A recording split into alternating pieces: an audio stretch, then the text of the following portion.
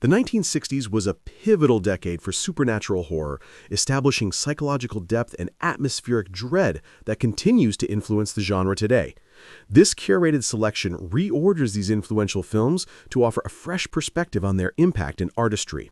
Roman Polanski's Rosemary's Baby masterfully redefines supernatural horror by grounding its terrifying elements in the mundane reality of urban apartment living.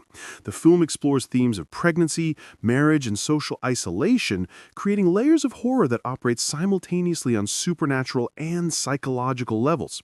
Its genius lies in demonstrating how the most effective supernatural horror can emerge from the corruption of trusted social institutions and relationships.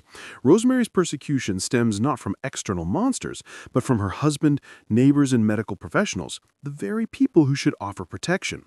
This betrayal of social trust fosters paranoia, becoming both a symptom and a survival strategy for the protagonist. The film's meticulous attention to detail in creating a realistic social environment, where the Bramford apartment building serves as both an authentic New York residence and a supernatural stronghold, allows the horror to unfold subtly. The elderly residents embody typical urban neighbors and members of a generational occult conspiracy, forcing viewers to constantly negotiate between social realism and supernatural threat. Robert Wise's The Haunting showcases how architecture itself can become a chilling character in supernatural horror, creating an experience where the very geometry of Hill House seems designed to drive its inhabitants to madness. Based on Shirley Jackson's novel, the film transforms a ghost story into an exploration of how physical spaces can reflect and amplify psychological disturbance. Its brilliance lies in its understanding that the most effective supernatural experiences arise from the intersection of vulnerable psychology and an oppressive environment. Eleanor Vance, portrayed with heartbreaking vulnerability by Julie Harris, arrives at Hill House already fragile from years of caring for an invalid mother. The house doesn't create her instability, but rather provides a framework for her existing psychological conflicts to manifest as supernatural experiences. Wise Masterful uses camera angles, lighting, and set design to evoke a sense of architectural wrongness, with doors that refuse to stay open, hallways that bend at impossible angles, and rooms with subtly disturbing geometry. These choices create a viewing experience where the house feels alive and malevolent without relying on supernatural special effects. Jack Clayton's The Innocents stands as perhaps the most sophisticated ghost story ever filmed, transforming Henry James's The Turn of the Screw into a masterpiece of psychological ambiguity. Its enduring appeal lies in its ability to operate on multiple levels simultaneously, revealing new layers of meaning with each viewing without definitively answering the central question: are the ghosts real, or is the governess, Ms. Giddens, experiencing a psychological breakdown? The film's genius is in its understanding that supernatural horror is most effective when it mirrors internal psychological states. Deborah Kerr's performance as Ms. Giddens portrays a character whose repressed sexuality and rigid moral framework might be manifesting as supernatural persecution. Yet the film offers just enough objective evidence of ghostly activity to maintain doubt about her sanity, compelling audiences to become active interpreters. The film's extraordinary attention to visual and auditory detail, Freddie Francis's cinematography using deep focus and strategic lighting, and the sound design layering whispers and unexplained noises, enhances the sense of lurking presences. The exploration of corrupted innocence through the children, Miles and Flora, operates on both supernatural and psychological levels, their behavior possibly stemming from ghostly possession or exposure to adult secrets. Herc Harvey's Carnival of Souls functions as both a supernatural horror and an existential nightmare, offering a viewing experience that becomes more unsettling with familiarity. Made on a minimal budget with a largely amateur cast, the film achieves profound effects through its exploration of how isolation and identity confusion can manifest as supernatural experience. Its power lies in protagonist Mary Henry's ambiguous relationship with reality following a car accident. Candice Hillegas's performance suggests psychological detachment that could be trauma response, supernatural limbo, or a gradual realization of death. This uncertainty transforms every interaction into a question about existence and connection. The film systematically explores alienation in American society, Mary's inability to connect with others, her lack of response to music despite being a church organist, and her attraction to an abandoned carnival pavilion, all suggest supernatural displacement and a commentary on modern isolation. It works simultaneously as a ghost story and social criticism, examining how individuals can become spiritually dead while still physically alive. Sidney Hayer's Burn Witch Burn, released as Night of the Eagle in the UK, delves into what happens when rational, educated individuals encounter supernatural forces that challenge their fundamental assumptions. Based on Fritz Leiber's novel Conjure Wife, the film creates a viewing experience where academic skepticism gradually yields to a terrifying acceptance of magical reality. Its brilliance lies in the systematic deconstruction of rationalist assumptions through Norman Taylor, a psychology professor who discovers his wife's use of witchcraft to advance his career. Peter Weingard's portrayal of Taylor captures an intellectual arrogance that makes him initially unsympathetic, but his gradual acceptance of the supernatural mirrors the audience's own suspension of disbelief.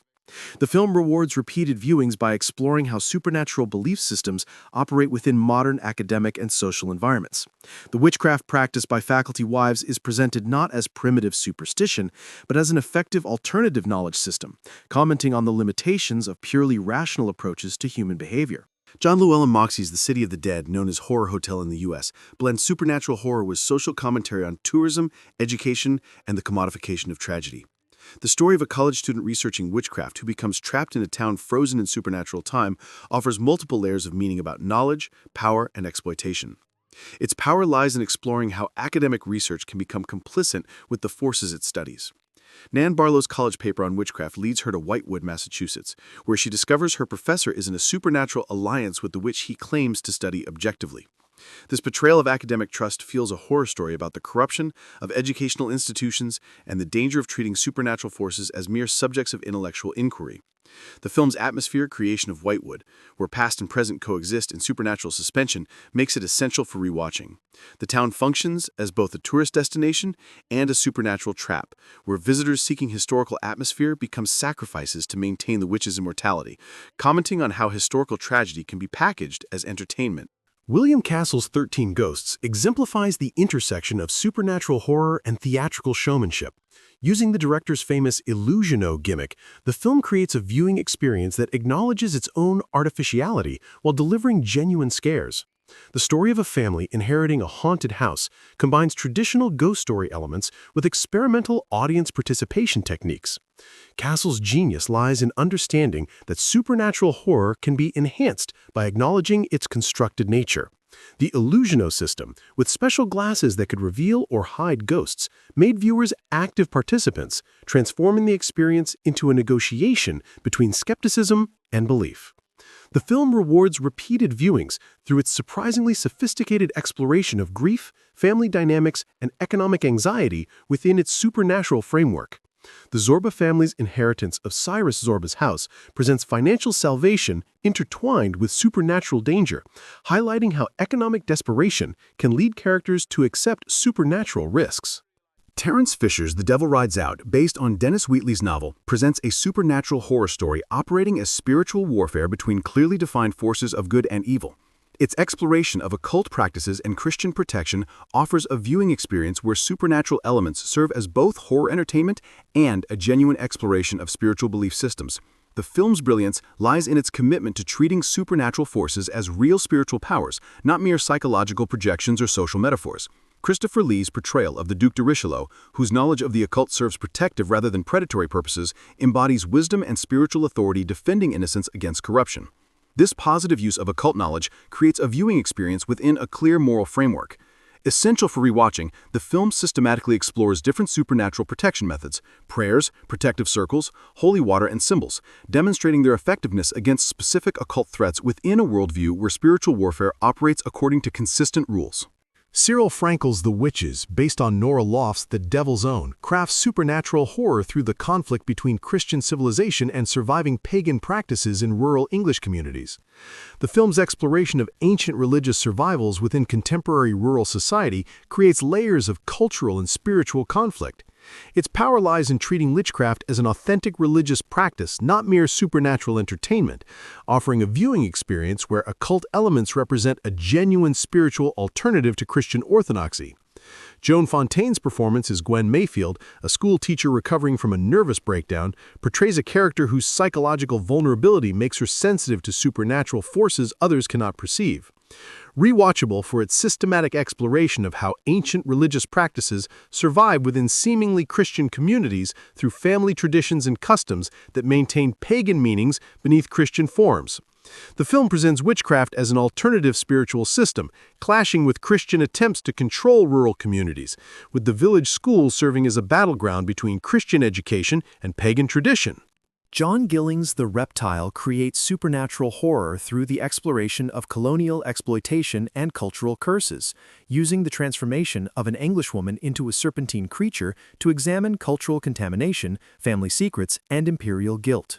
Its genius lies in the understanding that supernatural curses often represent the return of historical injustices that dominant cultures prefer to forget. The Spalding family's curse, stemming from Dr. Spalding's involvement with a Malaysian snake cult, serves as a form of cultural horror acknowledging how colonial exploitation incurs spiritual debts. This connection between supernatural threat and historical guilt makes the film a blend of entertainment and moral education.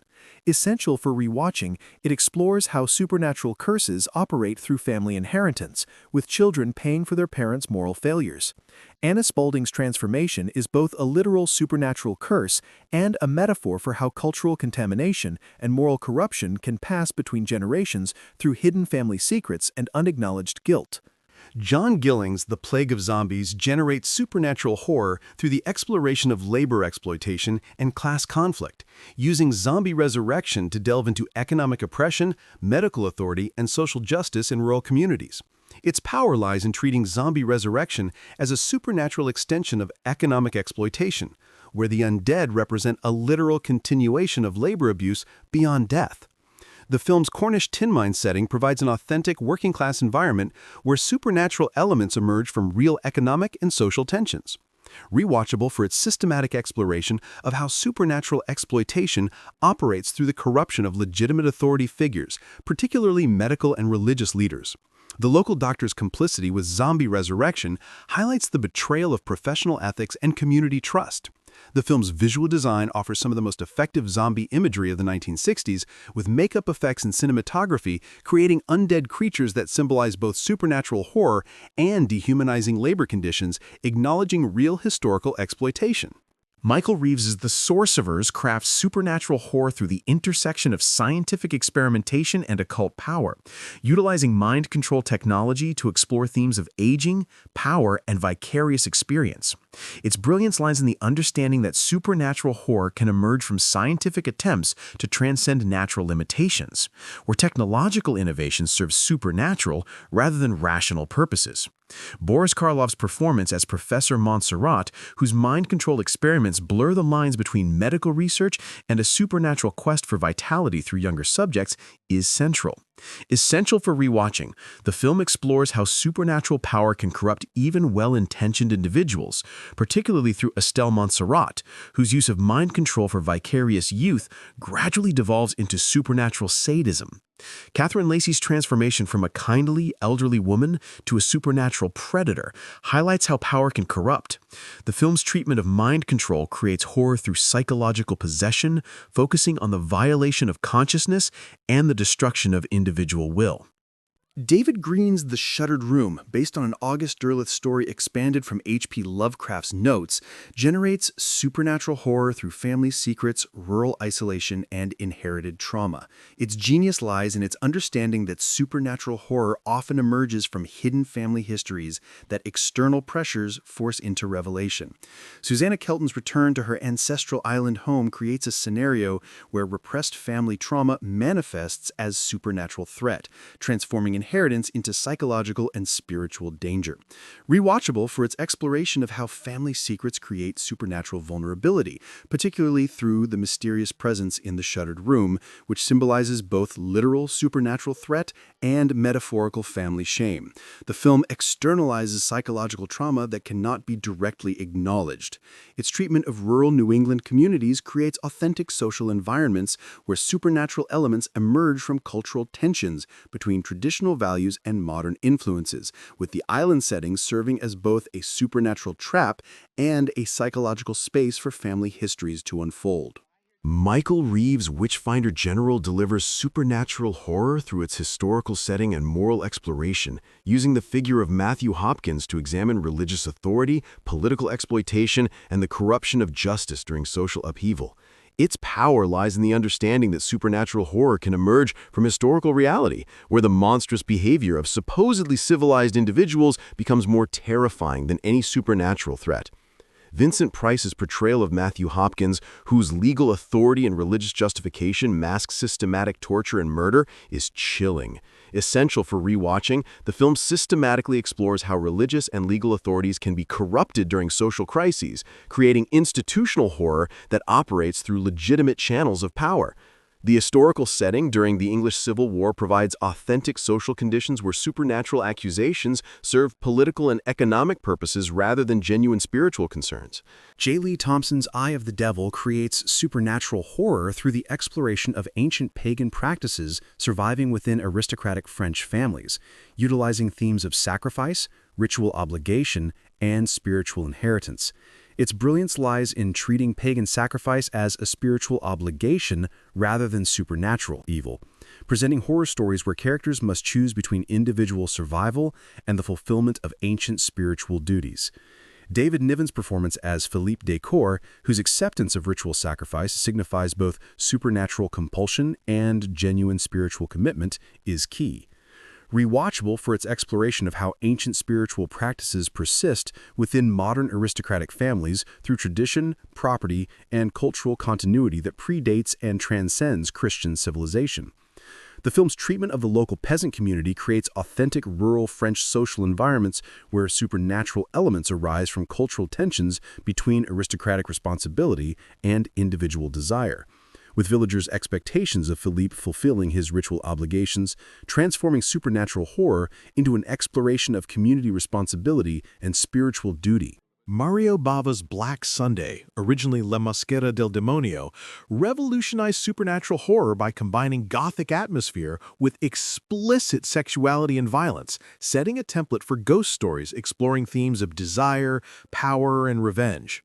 The story of a witch returning from the dead to claim her descendant's body operates on multiple metaphorical levels while delivering genuine supernatural scares.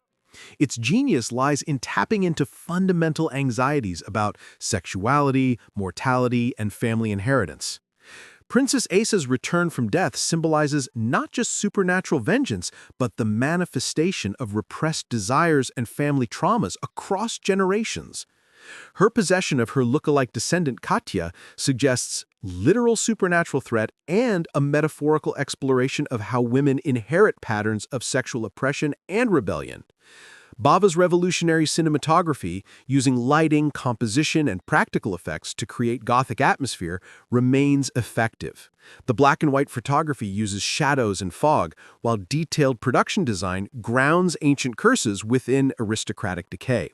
Roger Corman's The Mask of the Red Death, based on Edgar Allan Poe's story, crafts supernatural horror through aristocratic decadence and divine justice. Vincent Price's performance and rich visual design create a viewing experience where supernatural elements serve as both horror entertainment and moral commentary. Its brilliance lies in understanding that supernatural horror is most effective when it emerges from moral and spiritual corruption rather than arbitrary threat. Prince Prospero's attempts to escape the Red Death through wealth, isolation, and occult practices lead to his supernatural persecution, a metaphor for how moral corruption leads to spiritual destruction. The film's extraordinary visual design, color symbolism, costume, and set decoration creates a decadent aristocratic world. Each room in Prospero's castle represents a different color and spiritual state, forming a symbolic geography where movement signifies moral progression toward judgment.